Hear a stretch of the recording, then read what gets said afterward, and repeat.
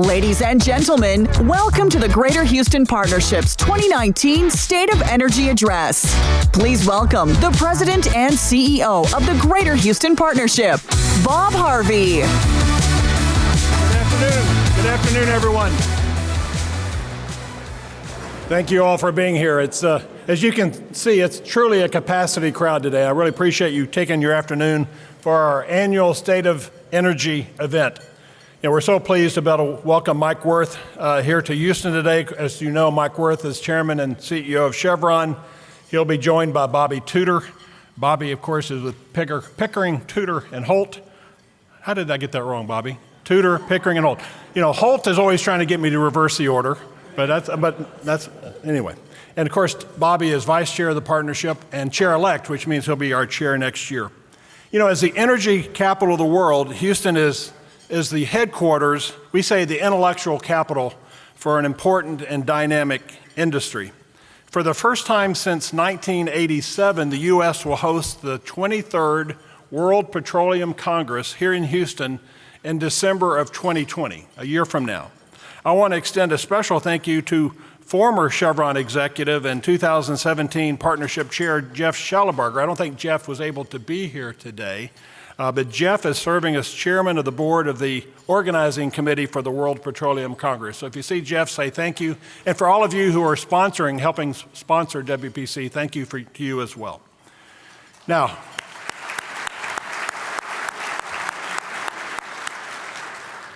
the industry is evolving. It must evolve. It must stay competitive.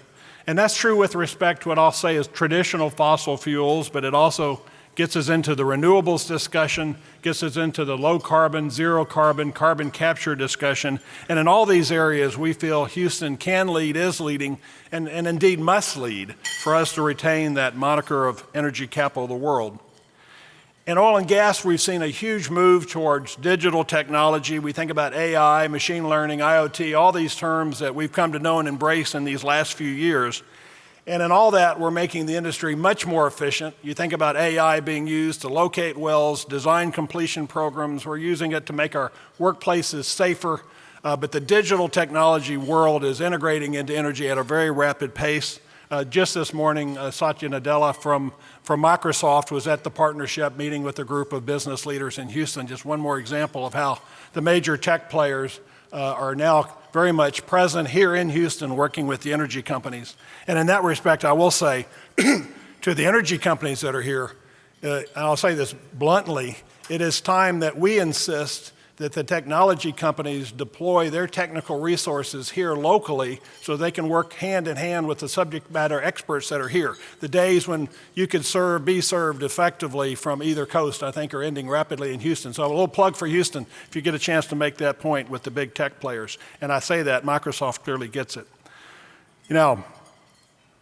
When it comes to renewables, we spend time talking in Houston about the fact that we're already the renewables headquarters of the world, and it's one of those things that just doesn't get as much attention, that we have the major wind players, solar players, storage players here in Houston. Of course, Texas is a great leader when it comes to renewables. We're elevating the visibility of that activity, so again, Houston is seen as not just oil and gas, even for a lengthy transition, that we're also leading in renewables. More recently, the climate change discussion has come to Houston in a very explicit way. And I say it just that way for a reason, because it wasn't a few months ago when I was accused of not being willing to say the words climate change in Houston. All right, I just said climate change in Houston. But the difference in Houston is we take that issue and we think about how do we apply our technology, our financing skills, our ability to do world-scale development, and apply it to solving that problem. The world needs our energy. The world's going to need energy for a long time, and it's going to need fossil fuels for a long time. So how do we as a community address the carbon footprint issue, which we acknowledge is one of the major issues of our day? So Houston is leading, can lead. I encourage all of you to be involved in that. The partnership is working with the Center for Houston's Future, Rice University's Baker Institute, the University of Houston Center for Carbon Management and Energy, and a host of others to make sure that we're developing the technology and applying it even here in the Texas Gulf Coast, which, as you know, has a major carbon footprint in itself. So we're very excited to be part of that. Now, before we continue with our program, I'd like to acknowledge our sponsors for today's event. So let's, if you would, please enjoy the video. Ladies and gentlemen, we thank you for joining us today. Each and every one of you is essential to our mission of making Houston greater, and we appreciate your being with us. We also appreciate the many individuals and businesses who make the important work of the Greater Houston Partnership possible. Today's platinum level sponsors: Bechtel Oil, Gas and Chemicals, Blue Cross Blue Shield of Texas, Chevron, ConocoPhillips, Repsol, Shell Oil Company. Our gold level sponsors: BP America, Cheniere Energy Inc., Hess Corporation, Mitsubishi Corporation Americas. Our silver level sponsors: Burns and McDonnell Inc., Ernst & Young LLP, Deloitte, Halliburton, TC Energy. Thank you as well to the following companies for underwriting today's event: VIP Reception Underwriter, Accenture, Program Underwriter, 23rd World Petroleum Congress, Social Media Underwriter, PKF Texas, VIP Registration Underwriter, PNC Bank. Also, thanks to our staging partner, JSAV, and to our production partner, Vision. The Greater Houston Partnership would like to express appreciation to the members of Houston's Consular Corps for their leadership in building and maintaining international relationships.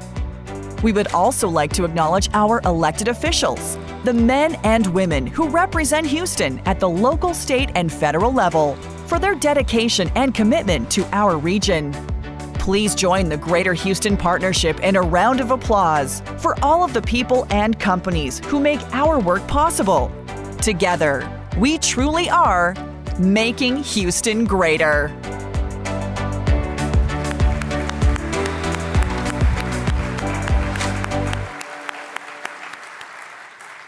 I would like to recognize by name two elected officials who are here. When I give your name, if you'd stand and let us acknowledge you. First of all, Congresswoman Lizzie Fletcher. Lizzie's here. Yeah, thank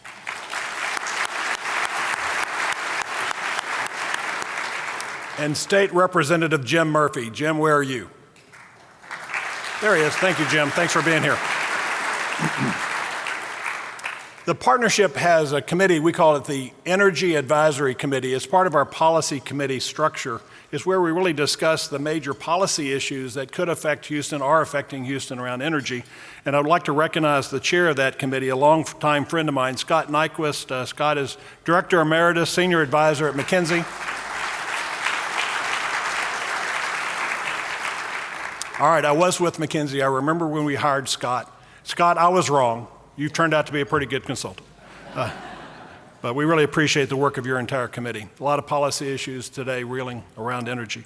We also have an Economic Development Energy Committee, and their role is to attract investment from energy companies from all around the world to Houston. It could be a new plant on the ship channel, it could be a headquarters, it could be an R&D facility, and by the way, it could be a startup who's doing clean tech work up in Boston who's looking for a home in Houston. So this committee is called our Energy Industry Committee, and it's co-chaired by Kirk Coburn, who's the investment director at Shell Ventures, and John Berger, who's president and CEO of Sonova. Are either of you here, John or Kirk?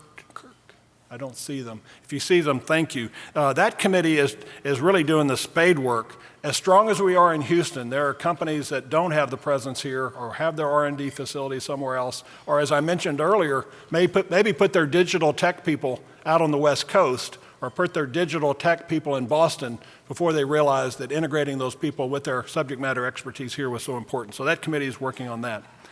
I would like to acknowledge all of the partnership board members who are here this afternoon. Could any and all members of the partnership board who are here please stand and let us recognize you as a group? I know I've got a group here. Yeah.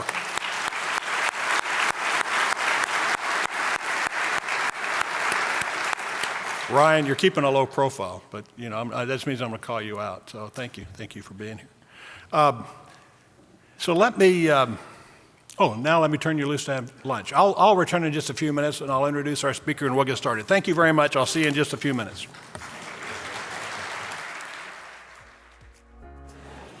It's now my great pleasure to introduce our featured speaker this afternoon, as well as our moderator. Our featured speaker, of course, is Mike Wirth of Chevron Corporation. Mike, if you could begin moving up, and Bobby Tudor of Tudor, Pickering, and Holt is our moderator. Mike assumed the role of chairman of the board and CEO of Chevron in 2018, and since joining Chevron in 1982, Mike has served in numerous roles, of course, including Executive Vice President of Midstream and Development. And during that time, he was responsible for supply and trading, shipping, pipeline, and power operating units, as well as corporate strategy, business development, policy, government, and public. They threw it all at you, Mike. I could see that was that last great opportunity. Mike earned a bachelor's degree in chemical engineering from the University of Colorado. He serves on numerous boards and executive committees, including the American Petroleum Institute and the International Business Council of the World Economic Forum. Thank you, Mike, for being here this afternoon. Bobby, as I mentioned earlier, serves as chairman of Tudor, Pickering, Holt & Company. And prior to founding Tudor Capital, Bobby was a partner with Goldman Sachs, and during his 20-year career at Goldman, he worked in New York, London, and Houston. And we're very pleased that he settled in Houston. Bobby holds a BA in English and Legal Studies from Rice. He has a JD from Tulane Law School. Bobby, as most of you know, is chair of the board at Rice. And as I mentioned, he'll serve as the chair of the partnership in 2020. So please join me in welcoming Mike and Bobby.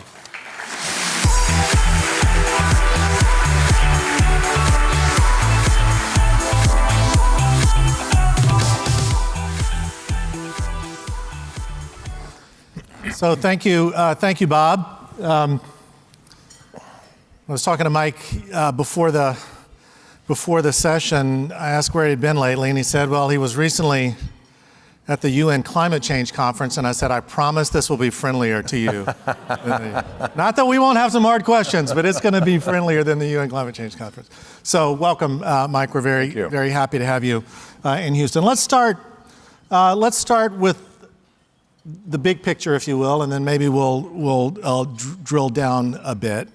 Obviously, the industry is going through a period of really dramatic change. And, you know, the industry has changed a lot regularly over a long period of time, but it just feels more concentrated and more dramatic at the moment. Give us a few just kind of big picture thoughts of where you feel like the industry is right now with both challenges and opportunities, and then we'll take it from there. How about that? Yeah, so I think, as you go back and look over the history of the industry, there have been these moments where there's been a lot of change. And the circumstances around each of those have been different. But I think we are at one of these periods where we've seen a lot of our traditional businesses under pressure. We've seen new asset classes like shale and tight surprise to the upside. We're seeing a big growth in the demand for gas globally, and then of course we've got the concerns about climate that overlay everything.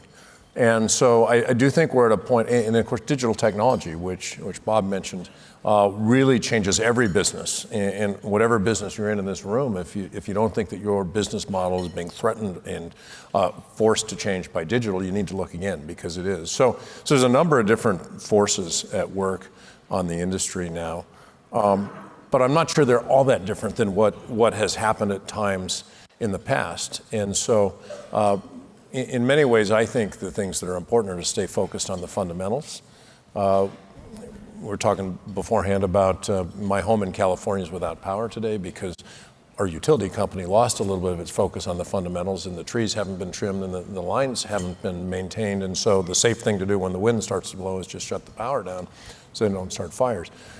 We need to stay focused on maintaining our facilities, investing in the safe operations of our facilities, ensuring that we have the greatest possible capability to stay safe, stay reliable, be efficient. And commodity markets are hard to predict. We're in a period of time now where the future cost of supply looks pretty flat, and so there's a lot of supply that can be drawn in at prices that are plus or minus where we are today. And I think it's important that the industry respond to that. My predecessor, unfortunately, we put him out to do a speech a number of years ago saying $100 is the new 20. And I think 100 was the aberration, not the new norm. And I think what we're seeing today is more like the old norm, and that is the norm. So I think we got to really execute well in our core business, stay very disciplined on spending, continue to improve operations always when it comes to safety and the environment, and then prepare to bring new sources of energy into the mix. But that's not really different than what our industry's done for 150 years. And in that context, how do you see the role of the U.S. business broadly and the Gulf Coast business in Houston more narrowly? Is it similarly kind of more the same, but with a focus on efficiency and fundamentals and technology? Or is it likely to look fundamentally different 10 or 25 or 50 years from now? Well, I think Yogi Berra was the one who said, predictions are really hard, especially about the future.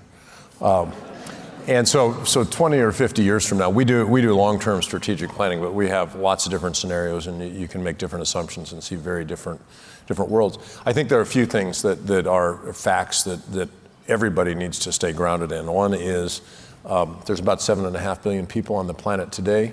Only a little bit more than a billion live the way we do and have the things that we take for granted in terms of the lifestyle that we enjoy in the developed world. There's 2 to 3 billion that are on their way, and then there's 2 to 3 billion that are a long way away, and we'll probably never see it in their lifetime.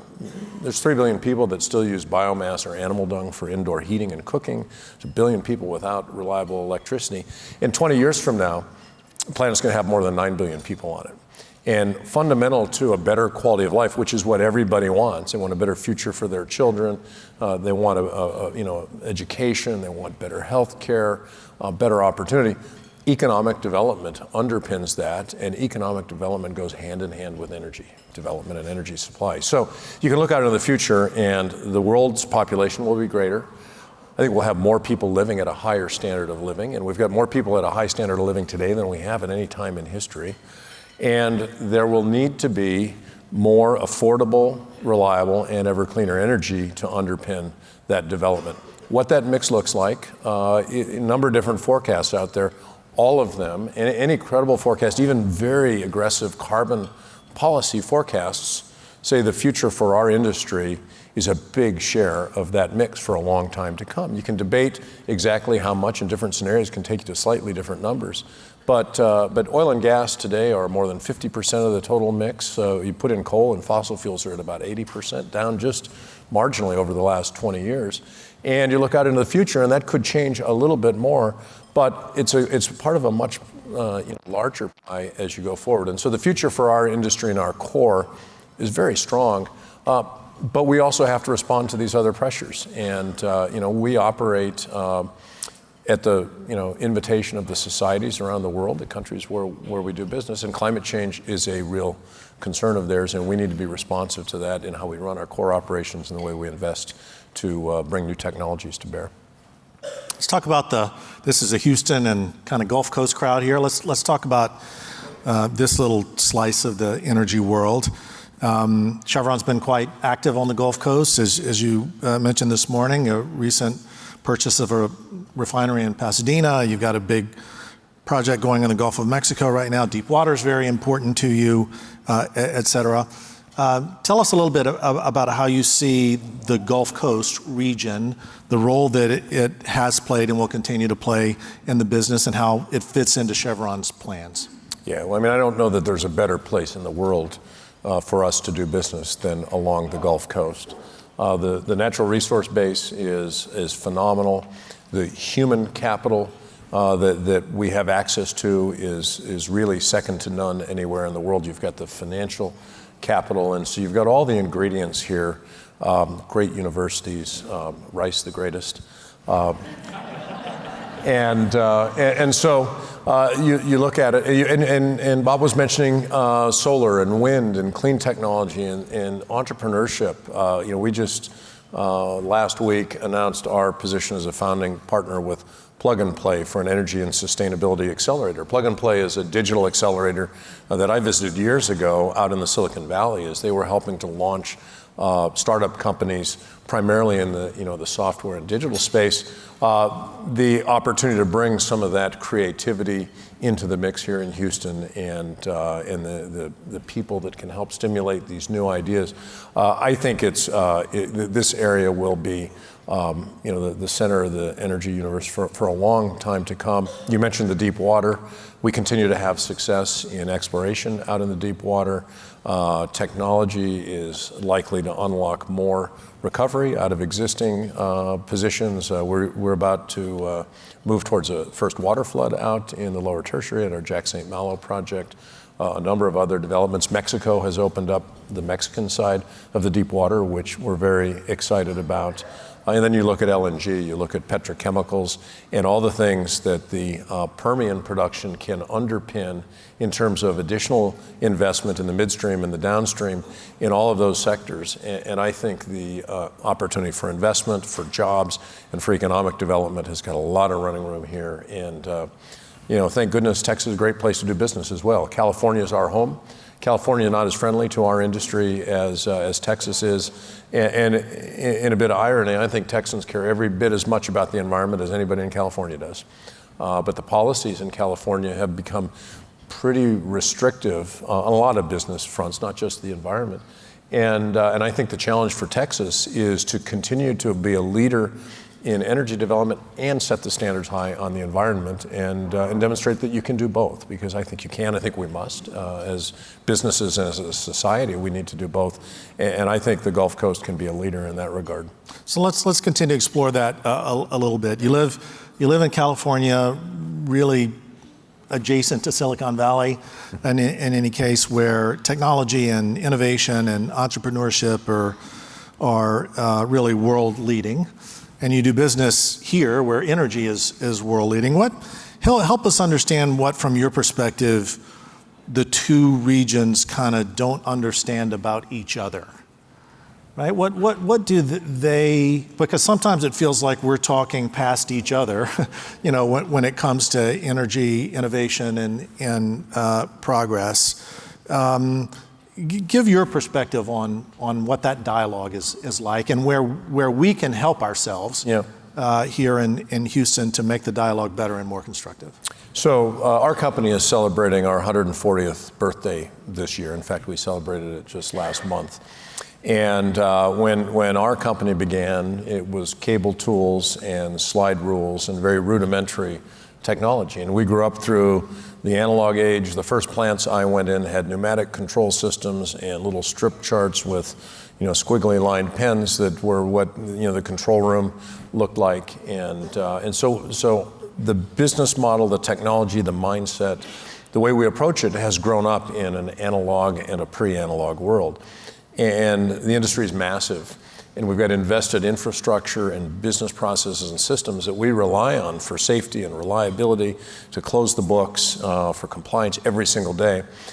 If you were starting up the business today with today's technology, it would look very, very different. And so I think the challenge for our industry is to find a way to rapidly migrate onto today's technology platforms, because they can make us safer, they can help us improve protection of the environment, reliable operations, efficiency of assets, productivity of assets, by bringing these tools in. And some of them were mentioned today. We've started a program with MIT where we've got 15 of our brightest young people and 5 to 15 years of experience, geologists, geophysicists, petroleum engineers, that we've sent back to MIT, still collecting their full salary. If they've got a family, this family went with them.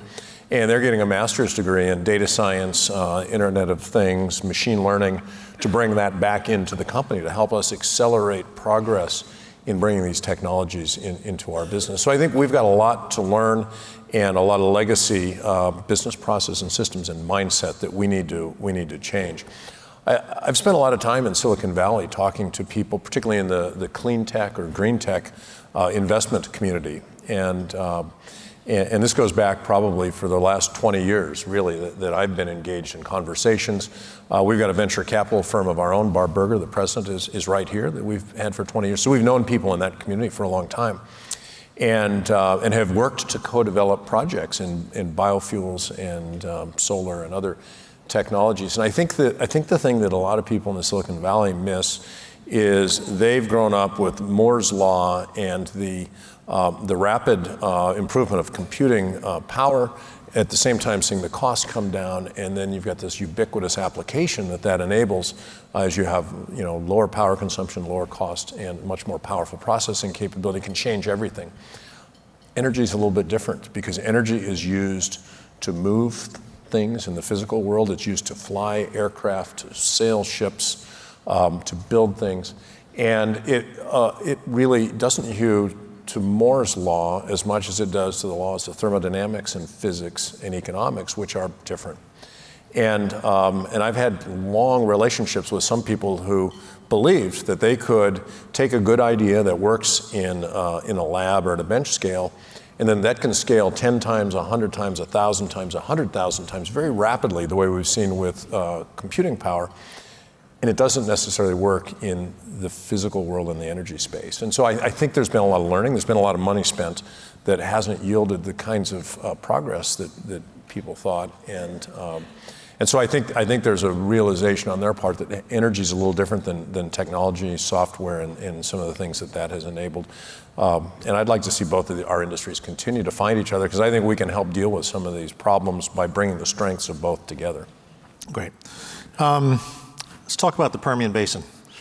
As you well know, really because of the Permian, Texas and Houston quite specifically became a great growth market, the largest job generator in the country, really in the last kind of 5+ years, all highly tied to just the remarkable growth and change that's happened in the Permian Basin. Chevron is one of the largest, most important players there.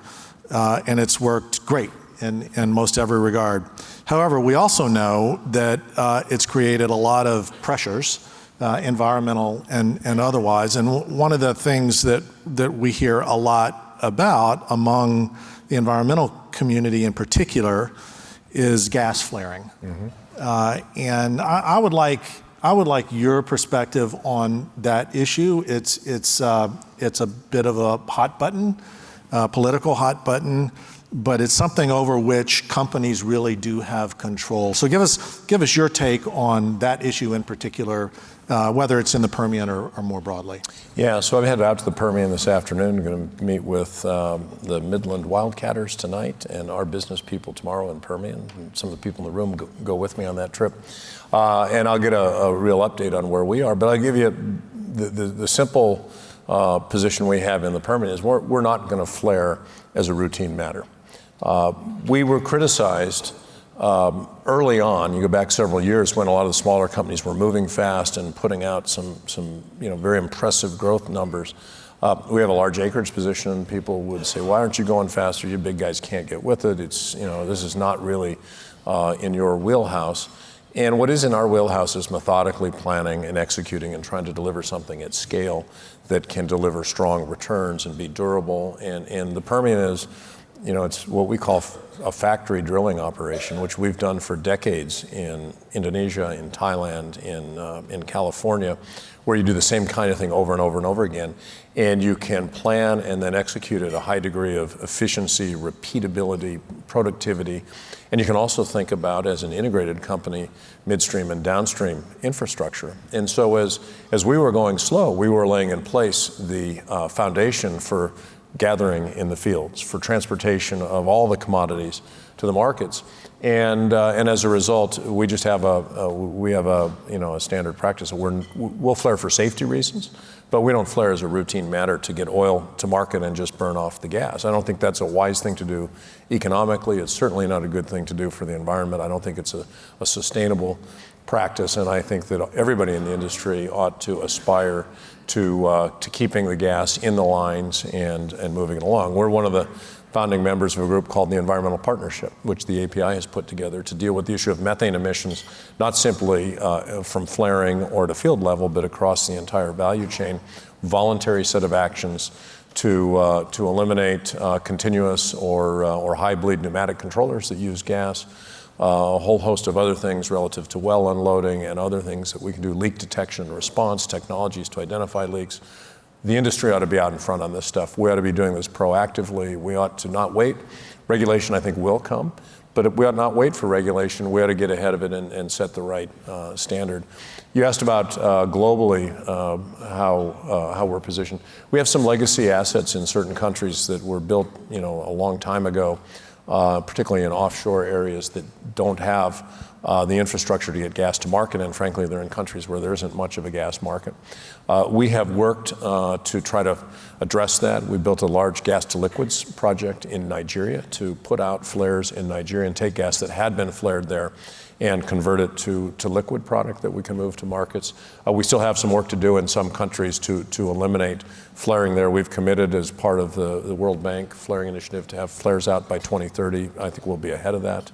And we've also got, actually, in employee compensation, mine and others in this room, reductions in flaring in the short term are tied to bonuses. So I think it's an issue that the industry needs to get in front of. And we've got dry gas shut in West Texas right now because we haven't had a market for it. So rather than find ways to push that through or flare it, we've just on a related point, you guys have made a big investment, obviously, in Australia, and associated with that is carbon capture and storage, a major project. Tell the group a little bit about that and how Chevron's approaching it in that case. Yeah, so we're involved in a big project in Canada that Shell operates, which sequesters, I think, 1 million tons a year of CO2. And then our Gorgon LNG project, which is now 3 trains of LNG up and running, and it's a LNG stream that has, or a gas stream that has some CO2 in it. We remove the CO2 from the gas stream and compress it to a supercritical state, which is interesting as a chemical engineer because you don't get to work with supercritical fluids very much, but it reaches the density of a liquid, but it still exhibits the property of a gas. And then you can inject it into a reservoir. So we're injecting 1 million tons per year right now. We'll have 2 additional trains over the next few months that will also begin injection. And by the first part of 2020, we'll be injecting between 3.5 and 4 million tons a year of CO2, which will make that the largest carbon capture and storage project in the world. So something that we've done as a part of development of that field. We're involved in a lot of other carbon capture and use or storage efforts around the world to try to find industrial hubs where there are streams that can be captured, technology that can be applied. You can work infrastructure across a number of different emitters and try to find a way to get it stored. It's difficult because you need policy actions to be in place. There's a whole series of issues, but we're working with other companies and through various associations to see if we can't continue to find ways to advance CCUS, which is not the answer. But I think it's part of what will be a whole series of things that we'll see happen in our industry and in other industries in response to the concerns. Back to the shale business for just a second. The U.S.'s shale production obviously it's not a huge percentage of the world's total oil production, but it's become a very important piece of the world's oil production. Tell us why. And what are both the opportunities and the perils related to that? And how should we in Houston be thinking about our place in the context of the shale industry more broadly, kind of on a global scale? Well, I think there are a lot of opportunities. If you look for how it's changed markets and changed our business, you can say that in a market of 100 million barrels per day of demand, that a few million barrels shouldn't make a lot of difference. But at the margin, when it's meeting the growth in the world, it does make a difference. And when you've got the size of resource that we have in the U.S., and there are other countries also that are not as prolific today, but I expect will become increasing producers from their shales. It is a very economic way to meet demand growth. And if you go back a decade or more ago, there was a pretty standard belief that the oil sands, which are massive in terms of the size of the resource, would be the marginal source of supply. And that brought with it a whole set of economics that required in the oil sands, a set of environmental issues related to the oil sands. But if that's the barrel that the market has to draw in with a price signal, that would require a certain price and it would set off a certain type of activity. That's not the world we live in anymore. It's pretty clear that at the margin right now, shale is meeting demand today, will meet demand into the future for some period of time. And as we see countries like Argentina and Canada become bigger producers in addition to the U.S., what it's forced everybody to do, and this would be companies like mine, it would be E&P companies, it would be national oil companies, is to look at their set of opportunities and say, okay, in a world now where $50 or $60 oil looks like it might be here for quite a long time, how do we have to rethink what we do to make our projects work in this environment? And I'll just use our deep water as an example. Several years ago, earlier this decade, we needed a price close to $100 a barrel to sanction a project. Why was that? It was because every project was bespoke. It was because we sized facilities for peak production on fields that had very peaky production. It was because we had to specify equipment our way, and we didn't recognize that a tree sitting at the seafloor doesn't really know if it should be painted orange or blue or red. It only knows the temperature, the pressure, the service that it's in, and yet we and our competitors would all spec all this equipment out differently.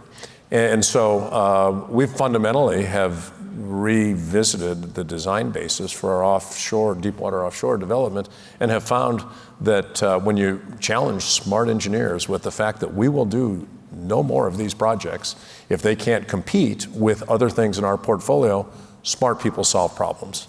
And that's one of the great things about this industry is there is so much innovation that can be stimulated, and I think has been stimulated by these realities, that it's not just shale that now can add to supply in this kind of a price regime, but it's many other asset classes that have had to get better. We've had to get smarter about how to do them, and we have. And so I think shale it meets demand in the short term, but I think the more enduring contribution is it's forced the industry to get better on a lot of things that we won't give up if prices were to go up again. There's no reason to start designing facilities in a less economic way. So I think it's changed the equation for the long haul. Got it.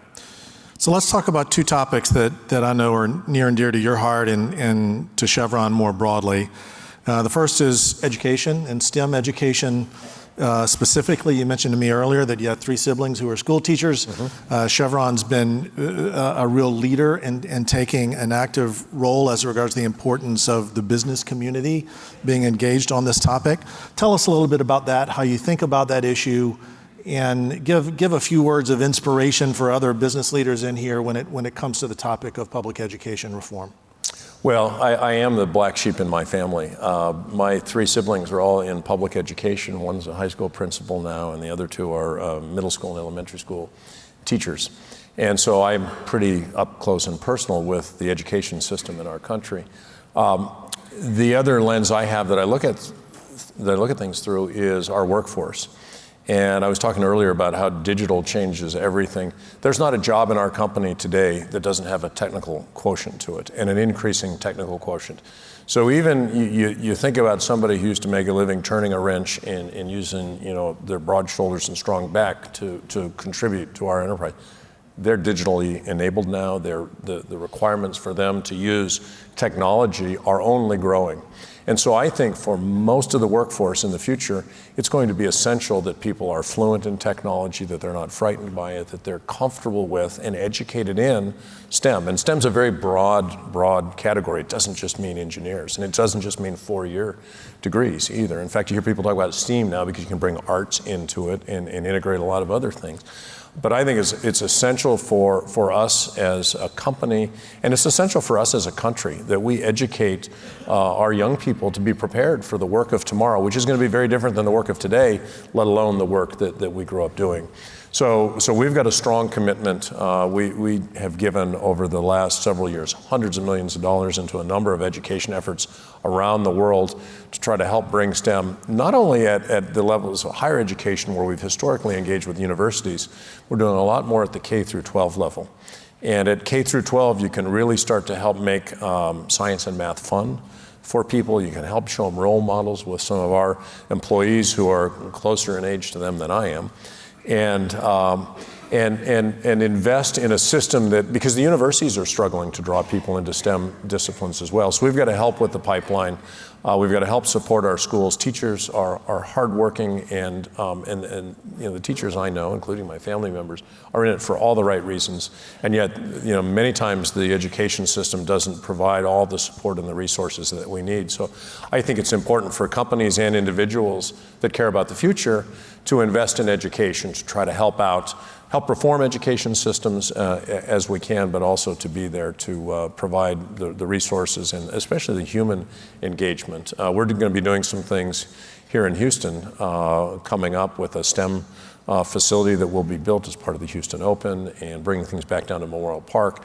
We'll have year-round programming there. I want to see our young employees engaged to help provide leadership and role. And we're going to partner with a bunch of the universities in this area as well, different programs that we have. So very, very important. And the last thing I'll just say is, and there's a lot of women in the room, and there's a lot of great women from my company in this room. Girls are every bit as smart as boys at math and science and can do everything that boys can do. And as Only the girls are clapping at that, I noticed, by the way. Well, that's because they know it's true. Yeah. And the guys are not clapping because they know it's true.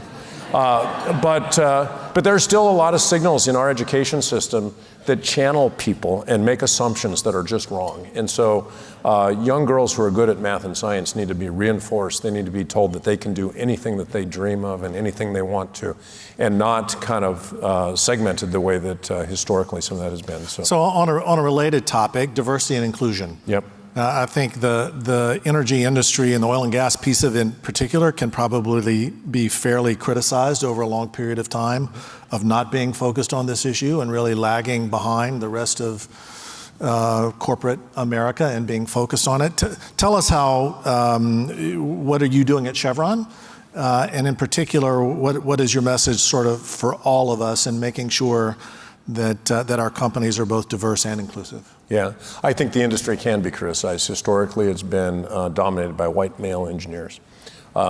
We don't get the best out of our workforce if we only have a portion of the population that we're drawing upon. And so we need everybody. We need people from every nationality, every background, both genders, and so it's an imperative for us to be competitive. I like to, when I talk about diversity and inclusion, which I talk about a lot inside Chevron, diversity and the historic definitions of diversity about counting heads. And so I tell people, diversity is about counting every head.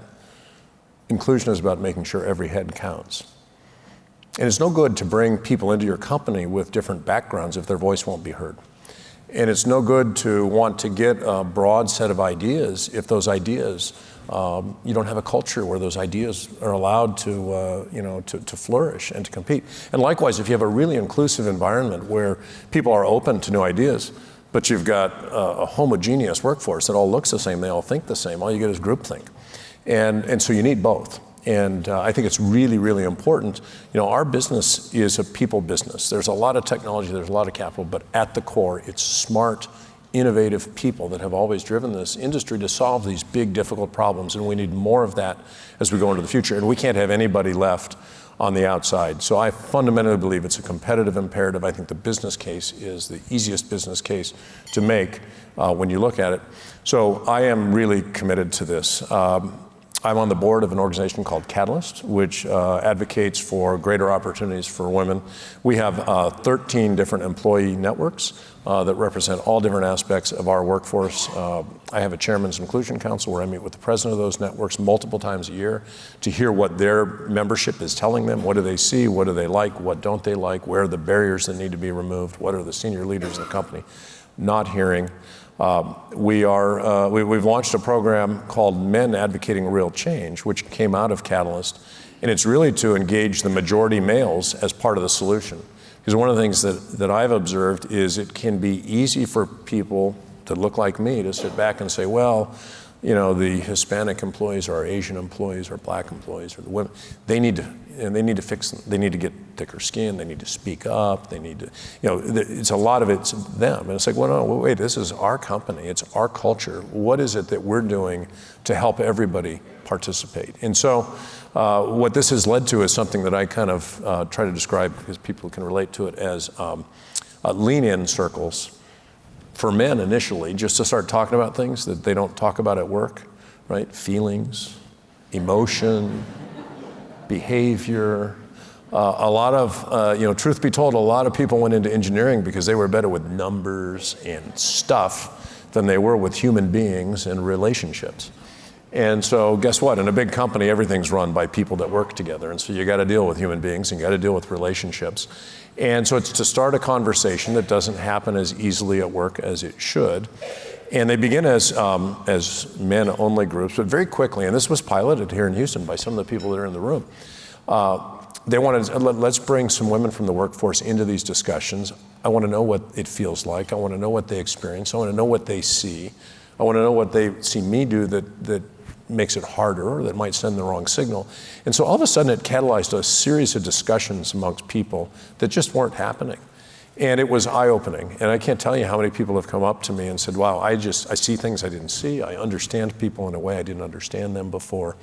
And we've moved this now. It's on, we're in, I think, 15 different countries with several thousand people that are active participants in these discussions. The last thing I'll say is we got to get more women into senior positions.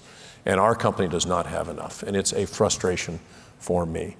We have a lot of really great women leaders in our company. They are running upstream businesses now. We have multiple people running big, difficult upstream assets. Our head of global exploration, the first woman to ever lead exploration for us, is sitting right up here in the front row. The head of drilling and completions globally for us is a woman. I see Mary Burrows over here, who runs our whole real estate and environmental management company, is a woman. We've got a woman who runs our global lubricants business. We have a lot of women in big, tough line operating jobs. And it used to be in our company we would see HR, finance, IT, but it was harder for us to get women into the big P&L roles that tend to be the litmus test jobs for the senior positions. We've got them all over the place now, and they're terrific. They're the best leaders that we have. And one of the things that I want to do before I leave is really improve the diversity of our senior leadership. Our board, we've done a great job with our board, and we've got to do more with the very senior level of our corporation. It's a real commitment of mine. One final question, Mike. Certainly in Houston, and I'm sure this is true everywhere Chevron does business, Chevron is really an exemplary corporate citizen.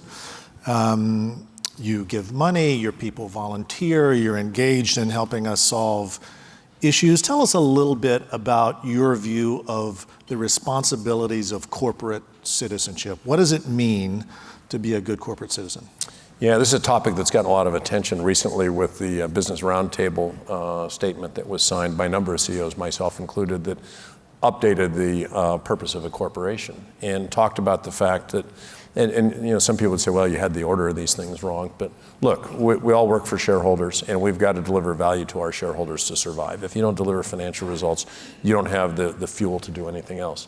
But if all you focus on your shareholders, if that's all you do, you're not going to invest in a workforce that can solve these big challenges. You're not going to invest in the diversity of talent that you attract and develop and retain to help you deal with these things. We need to work with communities. We operate, I said earlier, at the pleasure of the communities that we sit in all around the world. And so guess what? They have priorities, they have issues, and as we come in with economic capacity, we need to not only develop whatever the opportunity is, but we need to work with local suppliers to start up small businesses. We need to, we're engaged in micro-lending to women-owned businesses in many places around the world. So you help build the supply chain where people have the capacity now to serve not only you, but to serve others and to build the economic power that improves people's lives. We have to operate with a responsible eye toward the environment, and our industry always have. And we don't have enough time to get into that, but I could go on for a long time about what we've done over the 140 years of our company to continually improve the affordability, the reliability, and the cleanliness and reduce the environmental impact of what we do. And it's important that you do all of these things. The word sustainability gets used a lot. And there's not a really great definition that I've seen that everybody buys into. But one way to look at it is, as a corporation, to be sustainable for 140 years, you better serve the communities that you operate in. You better work with your vendors to be sure that your vendors are treated well and are viable, because we rely on the service companies and others in this room, or our business wouldn't run. You better take care of people in the communities and respect the environment, or you won't be around. And so to me, there's a very holistic set of stakeholders that we are accountable to. And I just think that's the reality in our industry that we have to be very, very cognizant of. And I'm proud of what our people do. I always tell people it's easy to write checks. What matters is when you show up. And I see our people show up and put their time and their energy into the causes that we care about. And if you visit the countries around the world where we do business that aren't as fortunate as we are here in the U.S., it makes a huge difference. Well, Mike, if California ever decides they don't want one of the world's great oil companies headquartered there, we will take you in Houston in a moment. So thank you Noted. very much. Thanks, Bobby. Of course, we have a few more events coming up, so let me just mention that in quick passing. We have the Texas Medical Center President and CEO Bill McKeon will deliver his annual address at the State of the Texas Medical Center on Thursday, October 31st. Thursday, October 31st. Harris County Judge Lena Hidalgo will give her first State of the County address on Friday, November 15th. So again, Friday, November 15th. And then we'll hear from the relatively recently appointed chair of the Port of Houston, Rick Campo. Of course, Rick Campo's on the partnership board. He'll present the State of the Port on Thursday, November 21st. So I look forward to seeing you at all these events. Thank you all for being here today. It's a beautiful day in Houston. Go Astros tomorrow, and take it from there. Thank you.